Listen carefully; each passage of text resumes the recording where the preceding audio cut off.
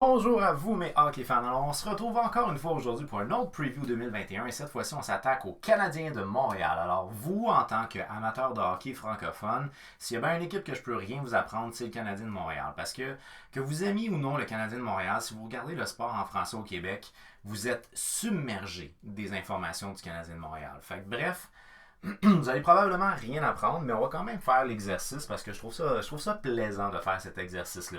Fait que bref, on y va aujourd'hui avec le preview pour la saison 2021 du Canadien de Montréal.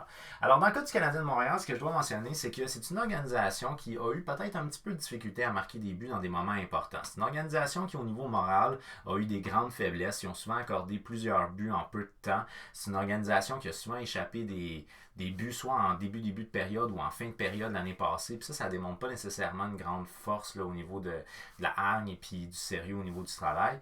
Et là, il y a eu beaucoup de mouvements dans l'organisation. Donc, autant que c'est félicité par plusieurs observateurs, pendant la saison morte, Marc Bergevin a été très actif, il a fait beaucoup de mouvements, autant que ça fait beaucoup de rouge sur mon tableau. Alors, si jamais vous n'êtes pas familier avec ma façon de fonctionner, ce qui est en bleu, en fait, c'est les joueurs qui sont connus avec l'organisation. T'en as qui sont quand même jeunes, mais que j'ai mis quand même en bleu. Des joueurs qui sont en rouge, c'est soit des joueurs qui ont été acquis, signés, whatever, qui sont arrivés avec l'organisation pendant la saison morte, ou sinon des jeunes qui pourraient peut-être intégrer l'organisation sur une base régulière. Donc, comme vous pouvez voir, il y a beaucoup de rouge. Puis le point que j'aime pas avec le fait d'avoir beaucoup de rouge, c'est des fois, la sauce, elle pogne pas, là, tu sais. Fait que ça va être un défi pour Claude Julien, c'est-à-dire d'être capable de mettre une unité alentour de tous ces gars-là. Un point que je trouve intéressant, par contre, c'est que au niveau de ce qu'on peut voir comme étant ton core, qui est peut-être le plus important là, dans celui que je vous propose en termes d'alignement, j'ai juste un joueur dans mon top 6 qui est un joueur étranger qui arrive d'ailleurs. Le reste, c'est des gars qui se connaissent déjà. Puis au niveau de mon corps de défenseur, mon top 4, j'ai un seul joueur sur 4 qui est un étranger, donc qui arrive d'ailleurs. Fait que, bref, ça donne une structure de 3-5 qui a du sens parce que c'est des gars qui se connaissent déjà. Fait que ça, c'est quelque chose que j'aime bien. C'est autant un peu touché là, quand que c'est, exemple, ton premier centre, ton premier gardien, comme le Wild du Minnesota. Si vous avez regardé mon preview, si vous ne l'avez pas regardé, vous pouvez regarder le preview du Wild du Minnesota qui était juste avant celui du Canadien. Mais entre autres, on a été chercher Johansson de Buffalo qui est vu comme étant le premier centre de l'organisation, mais il ne connaît pas l'organisation, il n'est pas habitué de jouer avec le Wild. Puis Cam Talbot, qui devrait être le gardien de but partant à cause de l'absence prolongée de Alex Stalock, puis Devin Dominic qui a été transigé. Fait que bref, c'est plus difficile quand c'est des postes clés comme ça. Tandis que là, on a notre gardien de but partant, pas de question. Dans notre top 4 des défenseurs, on en a 3 qui sont déjà dans l'organisation. Puis dans notre top 6, on en a 5 sur 6 qui sont déjà dans l'organisation. Fait qu'il y a de l'espoir, il y a de l'espoir, il y a de l'espoir. Alors, le Canadien de Montréal, ben, une de leurs faiblesses dans les dernières années, c'est leur avantage numérique. Puis encore une fois, cette année, ça a été difficile. Par les années passées, c'était pire. Ils se sont améliorés. Fait que ça, c'est quelque chose de positif. L'année passée, en fait, on va commencer avec le Canadien de Montréal. Ben, ils reviennent avec Claude Julien. Ça, il n'y avait pas vraiment de questions à se poser. Par contre, on va faire attention par rapport à sa santé dans son cas à lui. Le DG Marc Bergevin qui a été hyper actif pendant la saison morte. Donc, il n'y a pas vraiment de raison de bouger tout de suite là. À part si la saison est vraiment catastrophique en fin d'année. Pour l'instant, il n'y a pas de raison de bouger. Il a fait des bons moves. Il a signé des gars pas trop chers et ainsi de suite. Fait que bref, dans la structure actuelle, avec le Taxi Squad, on peut avoir un petit peu plus de joueurs dans l'organisation. Fait il a fait des moves qui sont des moves très intéressants pour l'organisation. On voit qu'il veut gagner, puis il veut gagner cette année. Ou l'année prochaine, mais il veut gagner à court terme. L'année passée, le Canadien de Montréal, c'est 31 victoires, 31 défaites, 9 défaites en prolongation pour un total de 71 points, ce qui leur donnait la 12e position dans la conférence. Ils n'auraient pas dû faire les séries, mais finalement, à cause de la structure un peu bizarre, ils se sont ramassés en phase qualificative dans les bulles. Ils ont gagné contre les Pingouins, ils se sont ramassés en série contre les Flyers, puis ils ont été éliminés contre les Flyers. Bref, dans le cas du Canadien de Montréal, il n'aurait pas dû faire les séries. Donc, ils sont placés dans une position de vendeur à la fin de l'année, à la date limite en fait. Puis finalement, il aurait peut-être pas dû, mais ça a eu quand même des points positifs, c'est-à-dire que ça a peut-être donné plus d'expérience à d'autres joueurs qu'on n'aurait peut-être pas vu autrement. T'sais. Et ce qui a été très intéressant pendant les séries, c'est la découverte de Suzuki et Kotkaniemi. Kotkaniemi qui a eu une deuxième saison désastreuse. Il y a eu ce qu'on appelle la gaine de la deuxième année, mais dans son cas, à lui, ça a été très difficile pour la deuxième année. Kotkaniemi dans la Ligue nationale, 36 matchs, 6 buts, 2 passes, 8 points.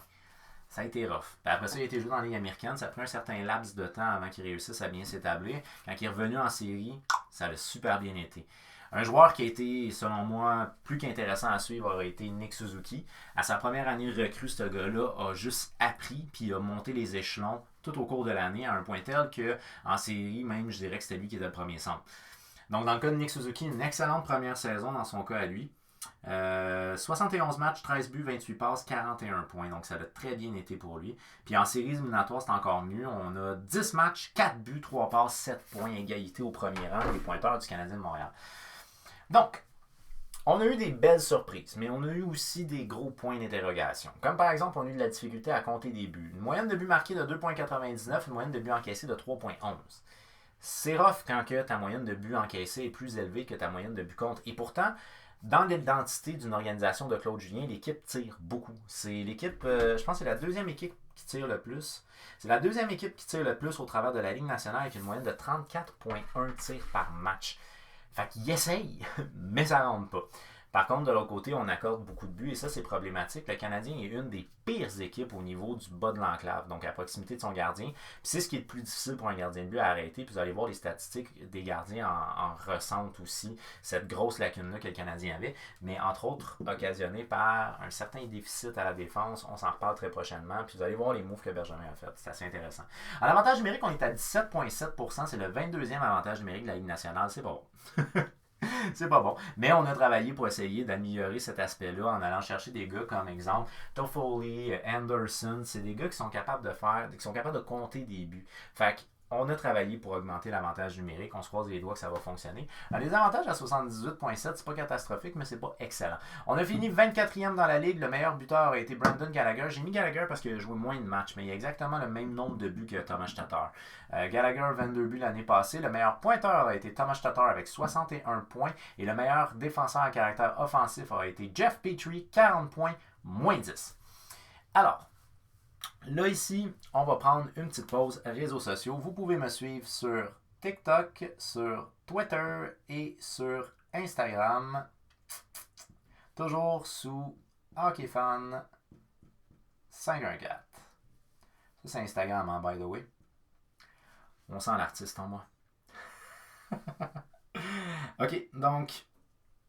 Puis TikTok, ouais, c'est vrai, TikTok, là, c'est genre une clé de sol, ou je sais pas trop, là, en tout cas... Une affaire un peu dédoublée. En tout cas, on comprend le principe.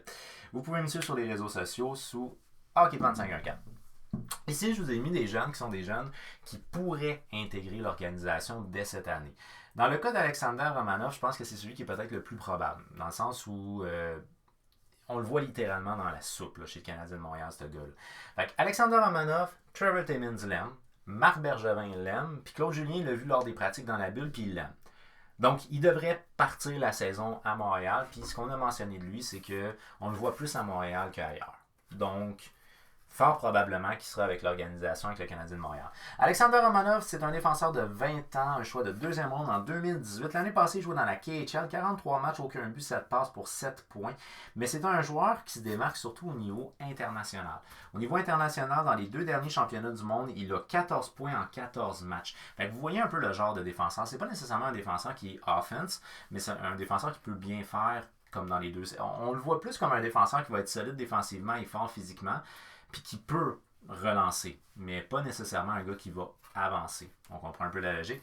Donc, c'est un gars qui ne devrait pas nécessairement avoir des très grosses statistiques offensives, mais c'est un gars qui devrait apporter une bonne présence physique. Puis c'est un jeune qui, semble-t-il, apprend très bien. Alors, il y a des fortes chances qu'on le voit dans l'organisation dès cette année. J'ai été ici avec Jake Evans. Et dans le cas de Jake Evans, comme deuxième centre, comme deuxième joueur d'espoir qui peut intégrer l'alignement, c'est super intéressant de mentionner ce gars-là. Pourquoi? Parce que Jake Evans, c'est un gars de 24 ans, un choix de 7e ronde en 2014. Donc, ce gars-là, s'il fait la LNH, ça va être grâce à la formation du Canadien, c'est-à-dire comment le Canadien l'a développé.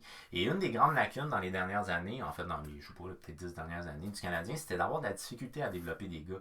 Tu avais des talents uniques qu'on est capable de développer, parce que c'est des talents uniques, mais outre ça, c'était plus difficile. Si on regarde un gars comme Brendan Gallagher, qui est une belle réalisation du Canadien de Montréal, je me pose la question, c'est-tu vraiment parce qu'on l'a bien développé ou c'est pas parce que lui, il avait énormément de volonté comparativement à d'autres? Dans le cas de Jake Evans, je vous dirais pas nécessairement que c'est un gars qui a énormément de volonté, mais c'est un gars qui apprend et surtout qui s'améliore. Année après année, ce gars-là s'améliore. Et c'est un gars qui a été pris sous son aile par Joël Bouchard à Laval. Fait que quand que Joël Bouchard a eu Jake Evans, il n'a pas donné beaucoup de responsabilités. Graduellement, il en a donné de plus en plus. Puis comme il répondait bien aux tests, c'est un gars qui a augmenté dans la hiérarchie à Laval. C'est un joueur qui était essentiellement offensif, mais qu'on a réussi à développer chez lui une bonne lecture de jeu, ce qui l'amène à être un joueur de centre qui peut jouer défensivement. Donc, c'est pas un gars à gros gabarit, mais c'est un gars qui est responsable dans sa zone. Puis ça, c'est quelque chose que Claude Julien adore chez un joueur. On pense entre autres à Lekonen, qui est un gars qui est très apprécié par Claude Julien. Il aime ça, ce genre de joueur-là. Et c'est la raison pour laquelle je pense que Jake Evans pourrait très bien commencer dans la LNH dès cette année. Dans son cas, à lui, je trouve que ça représente bien comment est-ce que le Canadien a formé un joueur. On avait vu entre autres aussi Fleury l'année passée, là, qui est aussi un produit de chez nous, entre autres de Joël Bouchard. Fait que, on commence à voir là, les réussites de Joël Bouchard, puis ça, je trouve ça super intéressant. Ryan Poehling, ça a été difficile dans son cas à lui. On s'attendait peut-être à ce qu'il soit un petit peu plus marquant dans la LNH. Ça n'a pas été le cas. Sa saison a été difficile et dans la LNH et dans la Ligue américaine l'année passée. C'est un joueur de centre de 21 ans, choix de première ronde en 2017. Dans le cas de Ryan Poehling, c'est vrai, j'ai oublié de vous le mentionner. Jake Evans dans la Ligue américaine l'année passée, 51 matchs, 14 buts, 24 passes, 38 points. C'est quand même pas mauvais. En fait, c'est même quand même bien. Donc oui, Ryan Poehling, 21 ans. Ryan Poehling, l'année passée dans la Ligue américaine, soit à Laval, 36 matchs, 5 buts, 8 passes, 13 points. Fait que, vous voyez que c'est pas... Puis pourtant, c'est un gars à gros gabarit, donc il est capable de faire sa place. Dans la LNH, 27 matchs, 1 but, 1 passe, 2 points. Donc, ça a été difficile pour lui, mais c'est un gars qui pourrait trouver éventuellement sa niche à l'aise s'il ne joue pas au centre. Parce que là, on commence à avoir beaucoup de joueurs de centre avec le Canadien. Là. Fait que s'il est capable d'être plus polyvalent et de jouer à l'aile au centre, à ce moment-là, c'est un gars qui pourrait éventuellement trouver sa niche. Mais ironiquement, j'ai fait cet exercice-là d'alignement à quelques reprises pendant la saison morte, là, quand le Canadien allait chercher des nouveaux joueurs. Puis moi, les gars qui ont reculé beaucoup dans mon depth chart, c'est Paul Byron puis Ryan Poehling. On dirait que quand j'ai intégré des gars, c'est des gars que j'ai sortis littéralement de mon line-up. Fait que Ryan Poehling, je sais pas. Là. Je vous l'ai mis pareil. Bon, il est là quand même. OK? Et ça, ici, c'est l'alignement que je vous propose. Donc, c'est pas nécessairement l'alignement qui est l'alignement le plus possible. Mais c'est un alignement que je vous propose. Là, je vous ai mentionné comme quoi le Canadien était une des pires équipes dans le bas de l'enclave. Puis ça va être important de mentionner. Parce que dans les différents moves que Marc Bergevin a fait pour améliorer son équipe, il y avait différents points à améliorer. Là, en gros, Marc Bergevin, ce qu'il a vu pendant les séries, c'est qu'il y avait 2 centres prometteurs qui étaient présents, puis qui ont performé. Donc ça l'a mis en confiance. Il devient all-in. Dans son all-in, les gros moves qu'il a fait, c'est souvent des joueurs qui sont responsables sur un point de vue défensif, puis un gardien de but auxiliaire plus solide. Ce qu'on veut en fait, puis d'ailleurs, il y avait une lacune qui était ici au niveau du partenaire de ligne de Petrie. La deuxième paire de défenseurs avait beaucoup de difficultés avec le jeu dans le bas de l'enclave. Fait que là, si on a été chercher Joel Edmondson, c'est entre autres en partie à cause de ça. C'est un gars qui est solide défensivement, il est fort physiquement, il frappe. Puis ça devrait pouvoir aider au niveau du bas de l'enclave. Donc, on a été chercher Toffoli, Anderson, puis plus récemment Corey Perry. Dans le cas de Toffoli et Anderson, c'est des gars qui peuvent jouer défensivement et Frolik aussi. Donc, c'est des gars qui sont responsables dans leur zone. Puis ça, c'est quelque chose qui peut aider largement le Canadien à descendre cette statistique-là si on joue mieux dans l'enclave. C'est pas normal qu'on accorde autant de passes transversales dans l'enclave. C'est ce qui est plus difficile à un gardien d'arrêter. Et ça transparaît dans les statistiques des gardiens de but. Fait qu'il y a beaucoup de moves qui ont été faits de la part du Canadien, justement dans le but de pallier ce gros problème-là que le Canadien a. Ce qu'on veut, c'est descendre ça. Donc là, avec les ajouts qu'on a faits, de exemple Anderson, Toffoli, on veut augmenter ça puis l'avantage numérique. Et avec les additions de Anderson, Toffoli, Frolik, Edmondson, on veut réduire la moyenne de buts encaissés. Puis là, si on réussit à mettre un auxiliaire qui a du sens, parce que l'année passée, non seulement Carey Price à 909 a eu une saison qui est correcte selon ses standards, mais qui est vraiment pas exceptionnel. Mais si on regarde ses auxiliaires, Keith Kincaid, 6 matchs, 4.24, 875. C'est catastrophique comme auxiliaire. Lindgren, 6 matchs, 3.33, 888 d'efficacité. On a bien beau blâmer les gardiens, mais en même temps, les gardiens, leurs statistiques sont beaucoup influencées par le jeu qui est en avant d'eux. Fait que si l'équipe n'est pas solide au niveau de son enclave, c'est difficile pour un gardien de but. Puis comme vous pouvez remarquer, ceux qui ont peut-être moins de talent que Carey Price ont eu un petit peu plus de difficultés. Quand tu es rendu à 800 quelque chose, là, on va pas bien par chevaux, ça va pas bien. Alors, on y va avec l'alignement que je vous propose avec une nouvelle addition et ainsi de suite. Dans le cas de Thomas Tatar, il a connu la meilleure saison de sa carrière l'année passée. C'est un gars que je veux revoir encore une fois sur le premier trio. Puis je vois pas vraiment de raison de défaire le premier trio. C'est un premier trio qui a bien fonctionné. Ça a été plus difficile en séries éliminatoires, mais il y a d'autres trios qui ont pris la relève. Bref, moi je veux garder ce premier trio-là ensemble. Thomas Tatar, 61 points en 68 matchs l'année passée. Une excellente saison dans son cas. Philippe Danault au centre de mon premier trio, 47 points en 71 matchs. C'est un gars qui a même été considéré pour le Selkie. Fait que c'est un joueur qui a réussi à bien se développer dans un two-way sense. Donc, c'est un gars que, pour moi, je trouve qu'il est intéressant de faire jouer avec un gars qui peut être un fin marqueur puis un gars qui peut faire des points offensivement, donc provoquer des choses. Je trouve que ça fait un bon trio qui est équilibré. Mais surtout, je veux le garder comme premier trio pour pas mettre trop de pression à Nick Suzuki qui va être à sa deuxième saison. Et là, il peut avoir la gaine de la deuxième saison. Si je donne peut-être un petit peu moins de responsabilité, je garde mon premier trio intact, ben à ce moment-là, je pense que ça peut peut-être alléger un peu les épaules de Suzuki, mais entre vous et moi, là, dans le junior, quand il y avait de la pression, il fournissait. Fait que bref, je pense pas que ça va être un immense problème, mais j'y vais safe pareil. Et j'y vais bien entendu avec Brendan Gallagher à l'aile droite, 43 points, 59 matchs l'année passée. C'est un gars qui aurait pu encore une fois faire une saison de 30 buts s'il avait fait une. Bon, s'il n'avait pas été blessé, puis si la saison avait été complète, il aurait pu faire encore une saison de 30 buts. Au niveau de l'aile gauche de mon deuxième trio, je vais avec Jonathan Drouin qui a été blessé quand même une grosse partie de l'année passée. 15 points en 27 matchs l'année passée, que je fais jouer avec Nick Suzuki. Ils ont eu une belle chimie ensemble. Donc moi, je me suis dit, ben, pourquoi pas? Je vais essayer de les réunir encore. Je suis conscient que Tyler Toffoli est un challenger pour le top 6. Mais j'ai préféré opter pour Drouin, parce que je me suis dit, il connaît déjà Nick Suzuki, fait que j'aimerais ça y aller dans ce sens-là. Ensuite de ça, j'y vais au centre avec Kotkaniemi. Dans le cas de Kotkaniemi, l'année passée, c'est 8 points en 36 matchs. Ça a été difficile pour Kotkaniemi dans la Ligue nationale. Ça a été un peu mieux au niveau de la Ligue américaine. Il a mis un certain temps quand même pour s'adapter, mais quand même, il a fini par réussir à s'adapter, puis il a été performant dans la Ligue américaine. Donc bref, c'est un gars qui a montré de très belles choses pendant les séries éliminatoires. On dirait qu'il a pris de la masse puis beaucoup de volonté. C'est un gars que je veux revoir. Et moi, de le faire jouer avec Tyler Toffoli, je trouve ça intéressant. Tyler Toffoli, quand même, c'est un gars qui est capable de marquer des buts. L'année passée, ça a super bien été avec les Canucks. Ça a été plus difficile pour lui avec les Kings, mais avec les Canucks, ça a super bien été sur un point de vue offensif. Fait que c'est un gars qui va pouvoir aider au niveau de la production offensive de tout ce trio-là. Et là, je me ramasse avec 3 trios qui peuvent fournir, et ça, je trouve ça très intéressant. Fait que Tyler Toffoli, c'est un gars qui peut jouer autant défensivement qu'offensivement. Fait que je ne veux pas nécessairement l'utiliser sur un premier trio s'il joue aussi sur mon désavantage. Fait que bref, je pense qu'en le faisant peut-être jouer un petit peu plus bas, ben à ce moment-là, il va avoir plus d'énergie et il va être capable de remplir plus de tâches possibles. Ensuite de ça, je le fais jouer avec Yoel Armia, 30 points en 58 matchs l'année passée. Armia avec Kotkaniemi, ça avait l'air de bien aller. Possession de rondelle, ce gars-là est exceptionnel, il est tellement fort. Lui, ça a été aussi un sommet au niveau de ses points et de ses buts l'année passée. Donc ça a été une bonne saison pour lui. Malheureusement, c'est un gars de séquence. Ça, c'est quelque chose qui me dérange un peu. En termes de quatrième trio, ben là, j'ai décidé d'y aller avec Arturi Lekonen à l'aile gauche, 27 points en 70 matchs l'année passée. C'est un gars qui est surtout complet. Il a plein de chance, mais mon Dieu, il n'a pas les mains pour compléter. Et ça, c'est dommage parce que souvent, il est bien placé, mais coudonc, ça marche pas. Et j'y vais avec Jake Evans au centre. Alors, Jake Evans, c'est 3 points en 13 matchs l'année passée, mais Claude Julien a vraiment aimé ce qu'il a vu de Jake Evans. Donc, c'est un centre qui est capable d'être responsable défensivement. Là, je vais être honnête avec vous, là, mon quatrième trio aurait très bien pu être aussi les autres joueurs qui sont là. C'est des gars qui sont capables de jouer avec ces gars-là.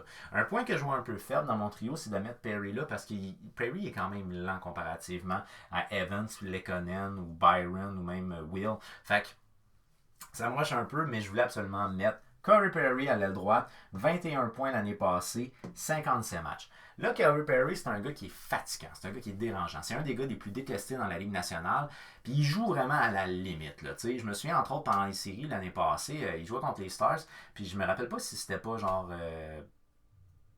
Eskinen ou quelque chose comme ça. En tout cas, whatever. Un joueur des Stars. Ils sont placés à la mise au jeu, ok? Puis la rondelle n'est pas sur la glace à rien. Le ref est encore droit, il a la rondelle dans les mains, mais les joueurs sont placés. Littéralement, le gars des Stars a planté son bâton direct dans le patin de Perry. Il a tiré vers l'arrière. Perry s'est ramassé face à terre. Les arbitres ont tout vu, puis ils n'ont pas appelé de pénalité. La question, pourquoi? Parce que c'est Corey Perry.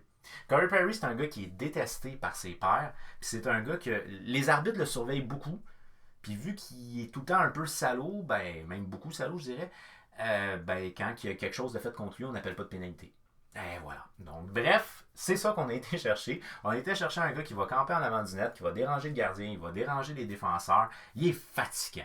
Mais s'il joue pour toi, t'es content de l'avoir. Moi, si je fais jouer Corey Perry avec Jake Evans, bon, écoute, c'est un gars d'expérience, puis c'est un gars qui est capable de jouer physique. Il peut protéger Jake Evans. Jake Evans, il est pas gros, là. Il est petit, puis il est délicat. Il peut protéger Jake Evans, puis Lekonen, c'est pas un gars qui a un très très gros caractère non plus. Fait que bref, je trouve ça intéressant d'avoir un gars d'expérience qui joue avec mon jeune centre. Puis ben, aujourd'hui, Corey Perry peut aussi jouer défensivement. Là. C'est pas le gars le plus rapide, par contre, et ça, c'est une chose qui me fait peur. Est-ce qu'il va être capable de s'adapter à la vitesse de l'organisation? C'est une équipe qui patine vite quand même. Fait que, tu sais, c'est pas les Stars de Dallas, mettons. En termes de scratch, j'y vais avec notre assistant Paul Byron. Je trouve ça dommage, mais c'est que, je sais pas, plus que ça l'a été, plus que je l'ai descendu dans mon depth chart, pour moi, il est short dans l'alignement, hors de l'alignement, genre. J'y vais avec Frolic également comme scratch, qui est un gars qui pourrait jouer en désavantage numérique. Donc, c'est un gars qui il peut s'intégrer. Si le Canadien rush un peu, il peut s'intégrer. Jordan Will et Ryan Poehling. Au niveau des défenseurs, ben ça, je pense qu'il n'y aura pas vraiment de grande surprise. Probablement que tout le monde le suit, mais on a mentionné à Edmondson qu'on voudrait qu'il joue avec Petrie. Fait qu'on espère que ça va fonctionner les deux ensemble. Ce qui fait que notre structure au niveau du top 4, c'est ça. Ben Sherratt a joué avec Weber l'année passée. Ça l'a bien été. Ça a été pour lui sa meilleure saison en carrière pour ce qui est de Ben Sherratt. C'est un gars qui est fort physiquement, solide devant son filet. 21 points, 69 matchs pour lui, il a battu un record personnel. Fait que, d'après moi, il revient avec chez Weber dès cette année. Puis ça, c'est une paire de défense qui frappe fort et qui est très forte physiquement. Chez Weber, l'année passée, 36 points en 65 matchs. Bon. Là, on y va avec la deuxième paire. La deuxième paire, là, on a amené Joel Edmondson avec le Canadien de Montréal. Ça fait des années qu'on a de la misère à trouver un partenaire de ligne à Petrie. Et là, on pense qu'on l'a finalement trouvé. Donc, on est content. Parce que Petrie, c'est un défenseur qui peut se porter à l'attaque. Joel Edmondson, c'est un défenseur qui est solide défensivement. Il ne se portera pas à l'attaque. Donc, on a peut-être le gars qui va pouvoir backer Petrie, qui est notre défenseur qui, sur un point de vue offensif, est le plus productif. Puis qui devrait, plus que les années vont aller, qui devrait aussi se maintenir le plus productif. Parce que j'imagine que Weber, ça ne va pas aller en s'améliorant. Fait que bref, on a peut-être trouvé le partenaire de ligne à Jeff Petrie. Si la connexion se fait bien entre les deux, ça serait merveilleux. Joel Edmondson, c'est 20 points en 68 matchs l'année passée, un défenseur essentiellement défensif, il ne faut pas s'attendre à ce qu'il fasse beaucoup de points. Et que j'ai fait jouer avec Jeff Petrie, 40 points en 71 matchs l'année passée. Par la suite, en termes de troisième paire, moi j'ai décidé d'y aller avec Kulak et Romanov. Donc dans le cas de Kulak, ben, c'est pour son expérience dans la LNH. C'est un gars qui est très mobile. Puis je pense que ça peut faire une paire de défense qui serait une paire de défense mobile. Et là où j'avais un problème, c'était parce que je ne veux pas faire jouer Romanov avec n'importe qui. Si je le fais jouer avec Mété, Ouellet ou Fleury, c'est des gars qui sont jeunes. Donc ils n'ont pas nécessairement beaucoup d'expérience. Je ne sais pas s'ils vont vraiment réussir à le sécuriser. En même temps, il n'y a peut-être pas besoin d'être sécurisé, Romanov. Je ne sais pas, je ne le connais pas au niveau personnel. Mais moi, je pense que ça peut être une paire de défense qui serait intéressante. Kulak est un gars qui patine bien, Romanov aussi. Romanov est un gars qui est peut-être plus responsable. En tout cas, je ne sais pas. Il joue peut-être un peu moins à l'avant. Moi, au championnat du monde junior, je l'ai vu une couple de fois monter, là, honnêtement. Fait que je ne sais pas si vraiment il se maintient à ce point-là. Mais en tout cas, le Canadien ne veut pas nécessairement que ce soit un gars qui monte continuellement la rondelle. On veut qu'il fasse une bonne première passe et que de temps en temps, il monte, mais sans plus.